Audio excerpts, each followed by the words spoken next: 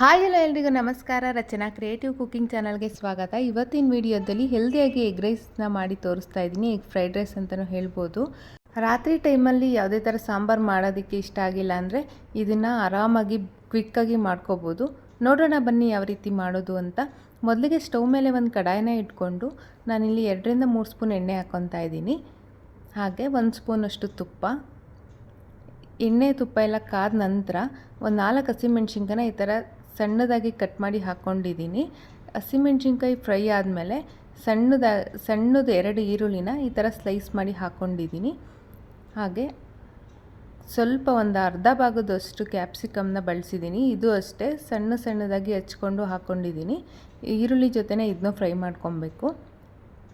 ಈರುಳ್ಳಿ ಸ್ವಲ್ಪ ಸಾಫ್ಟ್ ಆದ ಕೂಡಲೇ ನಾವಿಲ್ಲಿ 1 ಸ್ಪೂನಷ್ಟು ಶುಂಠಿ ಬೆಳ್ಳುಳ್ಳಿ ಪೇಸ್ಟ್ನ ಹಾಕ್ಕೊಂಡಿದ್ದೀನಿ. ಇದು ಹಸಿ ಸ್ಮೆಲ್ಲೆಲ್ಲ ಹೋಗಬೇಕು, ಅದಕ್ಕೋಸ್ಕರ ಚೆನ್ನಾಗಿದ್ದನ್ನ ಒಂದು ಸ್ವಲ್ಪ ಹೊತ್ತು ಹುರ್ಕೊಬೇಕಾಗತ್ತೆ.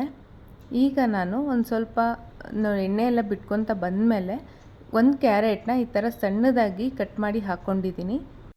ಚೆನ್ನಾಗಿರುತ್ತೆ. ಈ ಥರ ಮಕ್ಕಳುಗಳೆಲ್ಲ ವೆಜಿಟೇಬಲ್ಸ್ ತಿನ್ನಲ್ಲ ಅಂದರೆ ಈ ರೀತಿ ಮಾಡಿ ಕೊಡ್ಬೋದು, ಆವಾಗ ಚೆನ್ನಾಗಿ ತಿಂತಾರೆ. ಈಗ ನಾನು 1 ಹುಳಿ ಟೊಮೊಟೊನ ಸಣ್ಣದಾಗಿ ಹಚ್ಚಿ ಹಾಕ್ಕೊಂಡಿದ್ದೀನಿ. ಹಾಗೆ ರುಚಿಗೆ ತಕ್ಕಷ್ಟು ಉಪ್ಪನ್ನು ಸೇರಿಸಿದ್ದೀನಿ. ಒಂದು ಅರ್ಧ ಸ್ಪೂನಷ್ಟು ಅರಿಶಿಣದ ಪುಡಿ, ಹಾಗೆ 1 ಸ್ಪೂನಷ್ಟು ಧನಿಯಾ ಪುಡಿ. ಖಾರಕ್ಕೆ ನೋಡಿಕೊಂಡು ಇಲ್ಲಿ ಖಾರದ ಪುಡಿನ ಹಾಕ್ಕೊಬೇಕಾಗುತ್ತೆ. ನಾನಿಲ್ಲಿ ಒಂದು ಅರ್ಧ ಸ್ಪೂನಷ್ಟು ನಾನೇ ಮಾಡ್ಕೊಂಡಿರೋಂಥ ಹೋಮ್ ಮೇಡ್ ಗರಂ ಮಸಾಲ ಪೌಡರ್ನ ಬಳಸಿದ್ದೀನಿ. ಆ ವಿಡಿಯೋ ಲಿಂಕ್ನ ಹಾಕಿರ್ತೀನಿ, ದಯವಿಟ್ಟು ಆ ವಿಡಿಯೋನ ನೋಡಿ. ಎಲ್ಲದನ್ನು ಪೌಡರ್ಸ್ದೆಲ್ಲ ಹಸಿ ವಾಸನೆ ಹೋಗೋವರೆಗೂ ಚೆನ್ನಾಗಿ ಇದನ್ನ ಬಾಡಿಸ್ಕೊಬೇಕಾಗತ್ತೆ. ಈಗ ಎಣ್ಣೆ ಕೂಡ ಬಿಟ್ಕೊತ ಬಂದಿದೆ. ಈಗ ನಾನು 3 ಮೊಟ್ಟೆನ ಈ ಥರ ಒಡೆದಿಟ್ಕೊಂಡಿದ್ದೀನಿ. ಇದನ್ನು ಸೇರಿಸ್ತಾ ಇದ್ದೀನಿ. ಐ ಫ್ಲೇಮಲ್ಲೇ ಇಟ್ಕೊಬೇಕು. ಇವಾಗ ಮೊಟ್ಟೆ ಹಾಕಿದ ಮೇಲೆ ಒಂದು ಐ ಫ್ಲೇಮಲ್ಲೇ ಇಟ್ಕೊಂಡ್ರೆ ಸ್ವಲ್ಪ ಅದು ಎಗ್ ಬುರ್ಜಿ ಥರ ಆಗುತ್ತೆ, ಚೆನ್ನಾಗಿರುತ್ತೆ ಆವಾಗ ಎಗ್ ರೈಸ್ಗೆ. ಐ ಫ್ಲೇಮಲ್ಲೇ ಇಟ್ಕೊಂಡು ಇದನ್ನ ತಿರುಗಿಸ್ಕೊತಾ ಇರಬೇಕು. ಅದು ಚೆನ್ನಾಗಿ ಮೊಟ್ಟೆ ಆವಾಗ ಅಳ್ಕೊಳುತ್ತೆ ನೋಡಿ. ಈ ಥರ ಆಗಬೇಕು ಎಗ್ ರೈಸ್ ಮಾಡುವಾಗ.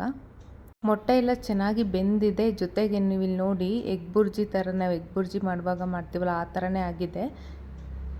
ಈಗ ನಾನು ಇದಕ್ಕೆ ಮಾಡಿಟ್ಕೊಂಡಿರೋ ಅಂಥ ರೈಸ್ನ ಸೇರಿಸ್ತಾ ಇದ್ದೀನಿ. ಅಥವಾ ಮಧ್ಯಾಹ್ನ ರೈಸ್ ಮಾಡಿ ಉಳಿದಿದ್ರೆ ಅದರಲ್ಲೂ ಕೂಡ ಮಾಡ್ಕೋಬೋದು. ಈಗ ರೈಸ್ ಎಲ್ಲ ಹಾಕಿ ಮಿಕ್ಸ್ ಮಾಡಿದ್ರೆ ಆಯಿತು. ತಣ್ಣಗಿರಬೇಕು ಒಟ್ಟಿನಲ್ಲಿ ರೈಸು. ಈಗ ಆಗಿದೆ. ಲಾಸ್ಟಲ್ಲಿ ನಾನು ನಿಂಬೆ ಹುಳಿನ ಹಿಂಡ್ಕೊತಾ ಇದ್ದೀನಿ. ಹಾಗೆ ಕಟ್ ಮಾಡಿ ಇಟ್ಕೊಂಡಿರೋ ಅಂಥ ಕೊತ್ತಂಬರಿ ಸೊಪ್ಪನ್ನು ಸೇರಿಸಿದ್ರೆ ಎಗ್ ಫ್ರೈಡ್ ರೈಸ್ ರೆಡಿಯಾಗಿದೆ. ನೋಡಿದ್ರಲ್ಲ ಎಷ್ಟು ಈಸಿಯಾಗಿ ಮನೆಯಲ್ಲೇ ಮಾಡ್ಕೋಬೋದು ಅಂತ. ಈ ವಿಡಿಯೋ ಇಷ್ಟ ಆಗಿದ್ರೆ ಪ್ಲೀಸ್ ಒಂದು ಲೈಕ್ ಮಾಡಿ. ಇನ್ನೂ ಹೆಚ್ಚಿನ ರೆಸಿಪಿಗಳಿಗೋಸ್ಕರ ರಚನಾ ಕ್ರಿಯೇಟಿವ್ ಕುಕಿಂಗ್ ಚಾನಲ್ನ ಸಬ್ಸ್ಕ್ರೈಬ್ ಮಾಡ್ಕೊಳ್ಳಿ. Thank you.